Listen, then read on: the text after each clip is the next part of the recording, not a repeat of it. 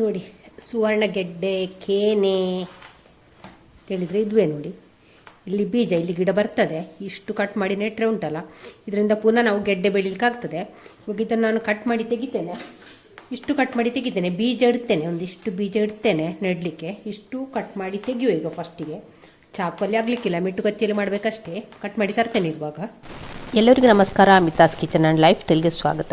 ಸ್ನೇಹಿತರೆ, ಸುವರ್ಣಗೆಡ್ಡೆ ಉಂಟಲ್ಲ ಬಾಡಿಗೆ ತುಂಬಾ ಒಳ್ಳೆಯದು. ಆಪರೇಷನ್ ಆದವರಿಗೆ, ಮೂಲವ್ಯಾಧಿಯವರಿಗೆಲ್ಲ ಉಂಟಲ್ಲ, ಇದರ ಸುವರ್ಣಗೆಡ್ಡೆಯನ್ನು ಬೇಯಿಸಿ, ಉಪ್ಪು ಹಾಕಿ ಬೇಯಿಸಿ ತಿಂತ ಬಂದರೆ ಉಂಟಲ್ಲ, ಗಾಯ ಬೇಗನೆ ಕ್ಯೂರ್ ಆಗ್ತದೆ. ಹಾಗೆ ಮೂಲವ್ಯಾಧಿಯವರಿಗೆ ಕೂಡ ತುಂಬಾ ಒಳ್ಳೆಯದು.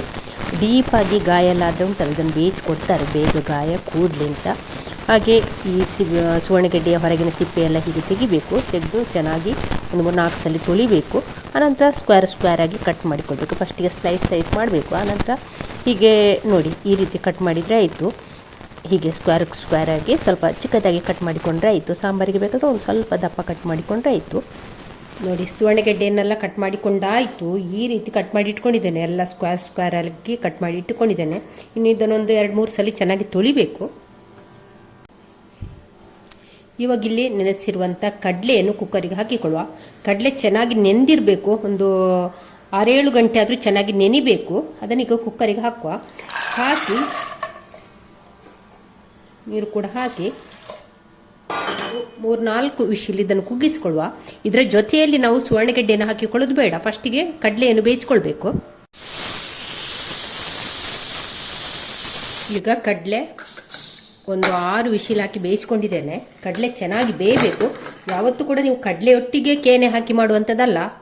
ಕಡಲೆ ಜಾಸ್ತಿ ಬೇಯಬೇಕು, ಇಲ್ಲದಿದ್ದರೆ ಉಂಟಲ್ಲ ಗ್ಯಾಸ್ಟ್ರಿಕ್ ಆಗ್ತದೆ. ನೋಡಿ, ಈಗ ತೊಳೆದಿಟ್ಟುಕೊಂಡಂತೆ ಸುವರ್ಣಗೆಡ್ಡೆಯನ್ನು ಇದಕ್ಕೆ ಹಾಕಿಕೊಡುವ.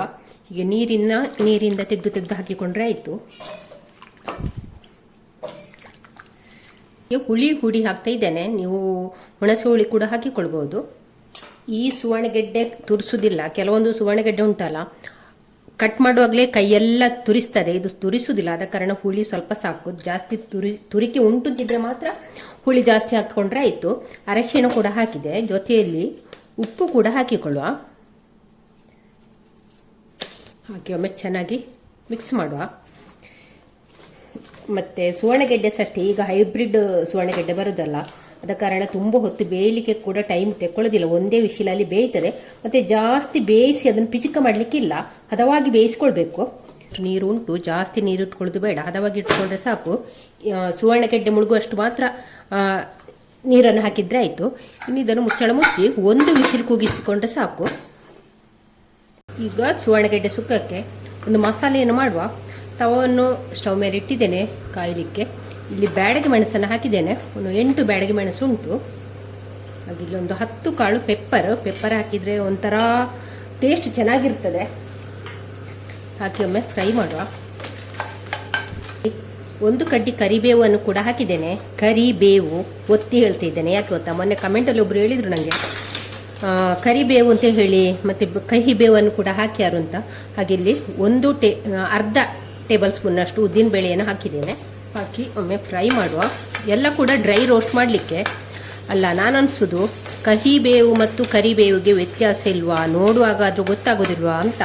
ವಿಡಿಯೋ ನೋಡುವಾಗಲೂ ಗೊತ್ತಾಗ್ತದಲ್ಲ ಅಂತ ನಾನು ಆಲೋಚನೆ ಮಾಡೋದು. ಹಾಗೆ ದಕ್ಷಿಣ ಕನ್ನಡದಲ್ಲೇ ಹೆಚ್ಚಾಗಿ ಹೇಳೋದು ಬೇವು ಸೊಪ್ಪು ಅಂತ ಹೇಳೋದು. ಅದೇ ನನಗೆ ರೂಢಿಯಾಗಿದೆ ಹೇಳಿ. ಹಾಗೆ ಇದಕ್ಕೆ ಈಗ 1 ಟೇಬಲ್ ಸ್ಪೂನ್ನಷ್ಟು ಕೊತ್ತಂಬರಿಯನ್ನು ಹಾಕ್ತಾ ಇದ್ದೇನೆ. ಧನಿಯಾ ಫ್ರೈ ಮಾಡುವ. ಎಲ್ಲ ಅದಕ್ಕೆ 1/4 ಟೀ ಸ್ಪೂನಷ್ಟು ಮೆಂತೆ. ಇವಾಗ ಇಲ್ಲೊಂದು ಅರ್ಧ ಟೀ ಸ್ಪೂನಷ್ಟು ಜೀರಿಗೆಯನ್ನು ಕೂಡ ಹಾಕ್ತಾ ಇದ್ದೇನೆ. ಹಾಕಿ ಫ್ರೈ ಮಾಡುವ. ಹಾಗೆ ಇಲ್ಲಿ ನಾನು ಸ್ಟವ್ ಅನ್ನು ಕೂಡ ಆಫ್ ಮಾಡಿದ್ದೇನೆ. ಈ ಬಾಣಲೆ ಬಿಸಿಯಲ್ಲಿ ಇದೆಲ್ಲ ಫ್ರೈ ಆಗ್ತದೆ. ನೋಡಿ, ಉದ್ದಿನ ಬೇಳೆ ಎಲ್ಲ ಫ್ರೈ ಆಗಿದೆ. ಇವಾಗ ಇದನ್ನೊಂದು ಪ್ಲೇಟಿಗೆ ತೆಗೆಯುವ. ಇವಾಗ ಇಲ್ಲಿ ಮಸಾಲೆ ಎಲ್ಲ ತಣ್ಣಗಾಗಿದೆ.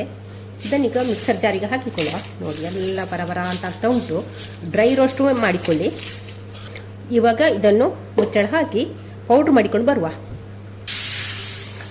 ಈಗ ನೋಡಿ, ಒಂದೇ ವಿಶಿಲ್ ಹಾಕಿ ನಾನು ಬೇಯಿಸಿಕೊಂಡದ್ದು ಸುವರ್ಣಗೆಡ್ಡೆ. ನೋಡಿ, ಹಾಗೆ ಬೇಗ ಕೂಡ ಬೆಂದಿದೆ. ನೋಡಿ, ಅಂದರೂ ಕೂಡ ಜಾಸ್ತಿ ಬೆಂದಿದೆ ಇದು. ಇವಾಗ ಇದನ್ನು ನಾವು ಒಂದು ಶೈನರಿಗೆ ಇದನ್ನು ಸೋಸಿಕೊಳ್ಬೇಕು. ನಾನೀಗ ಇದಕ್ಕೆ ಹಾಕಿಕೊಳ್ತಿದ್ದೇನೆ.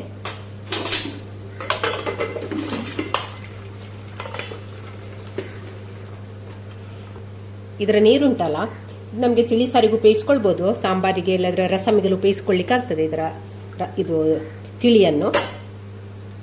ಇಲ್ಲೊಂದು ಮಣ್ಣಿನ ಪಾತ್ರೆ ಸ್ಟವ್ ಮೇಲೆ ಇಟ್ಟಿದ್ದೇನೆ. ಅದಕ್ಕೆ ಈಗ ಒಂದು 2 ಟೇಬಲ್ ಸ್ಪೂನ್ ಅಷ್ಟು ತೆಂಗಿನೆಣ್ಣೆಯನ್ನು ಹಾಕಿಕೊಳ್ಳುವ. ತೆಂಗಿನೆಣ್ಣೆ ಹಾಕಿ ಮಾಡಿದ್ರೆ ಉಂಟಲ್ಲ ಈ ಸುವರ್ಣಗೆಡ್ಡೆ ಪಲ್ಯ ಸೂಪರ್ ಆಗ್ತದೆ.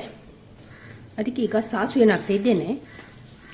ಇಲ್ಲಿ ಸಾಸಿವೆ ಚಟಪಟ ಅಂತ ಹೇಳ್ತಾ ಉಂಟು. ಆ ಹೊತ್ತಿಗೆ ಇಲ್ಲಿ ಈಗ ಜಜ್ಜಿಕೊಂಡಂತ 6 ಬೆಳ್ಳುಳ್ಳಿಯನ್ನು ಇದಕ್ಕೆ ಹಾಕ್ತಿದ್ದೇನೆ.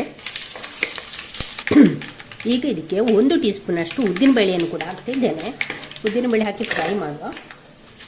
ಹಾಗೆ ಬೇವು ಸೊಪ್ಪನ್ನು ಕೂಡ ಕಟ್ ಮಾಡಿ ಹಾಕಿಕೊಳ್ಳುವ. ಇವಾಗ ಉದ್ದಿನಬೇಳೆ ಕೆಂಪಗಾಗ್ತಾ ಬಂತು.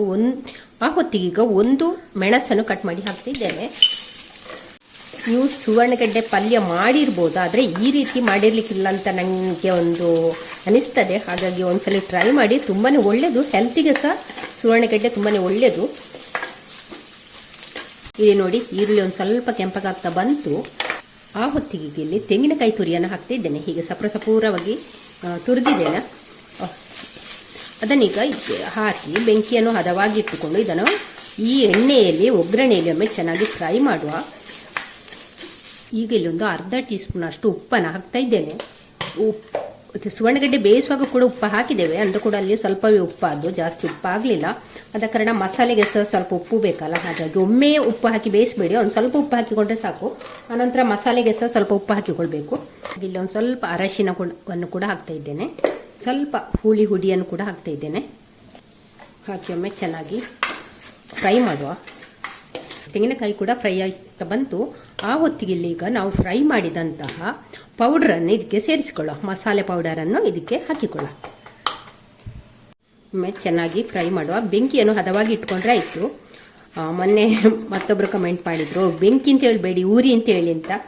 ನಮ್ಮ ಸೈಡು, ನಮ್ಮ ಈ ಕಡೆ ದಕ್ಷಿಣ ಕನ್ನಡದವರೆಲ್ಲ ಬೆಂಕಿ ಅಂತ ಹೇಳೋದು, ಊರಿ ಅಂತ ಹೇಳೋದಿಲ್ಲ. ಹಾಗಾಗಿ ನನಗೆ ಅದು ಉಚ್ಚಾರದಲ್ಲಿ ಬೆಂಕಿ ಅಂತಲೇ ಬರ್ತದೆ. ತಪ್ಪಿದ್ರೆ ಕ್ಷಮೆ ಇರಲಿ. ಇವಾಗ ನೋಡಿ ನಮ್ಮ ಮಸಾಲೆ ಇಲ್ಲಿ ರೆಡಿಯಾಗಿದೆ. ಇದರ ಟೇಸ್ಟ್ ನೋಡಿಕೊಳ್ಳಿ, ಉಪ್ಪು ಹುಳಿ ಕರೆಕ್ಟ್ ಉಂಟನ್ನು ನೋಡಿಕೊಳ್ಳಿ. ಅಂದರೆ ನಾವು ಅಲ್ಲಿ ಬೇಯಿಸುವಾಗ ಕಡಲೆ ಮತ್ತು ಸುವರ್ಣಗೆಡ್ಡೆ ಬೇಯಿಸುವಾಗ ಉಂಟಲ್ಲ, ಸ್ವಲ್ಪ ಸ್ವಲ್ಪವೇ ಹುಳಿ ಮತ್ತು ಉಪ್ಪು ಹಾಕಿ ಬೇಯಿಸ್ಕೊಳ್ಬೇಕು. ಹಾಗೆ ಇದರ ಟೇಸ್ಟ್ ನೋಡಿಕೊಳ್ಳಿ. ಇವಾಗ ಇದಕ್ಕೆ ನಾವು ಬೇಯಿಸಿಕೊಂಡಂಥ ಕಡಲೆ ಮತ್ತು ಸುವರ್ಣಗೆಡ್ಡೆಯನ್ನು ಇದಕ್ಕೆ ಸೇರಿಸಿ ಒಮ್ಮೆ ಚೆನ್ನಾಗಿ ಮಿಕ್ಸ್ ಮಾಡುವ.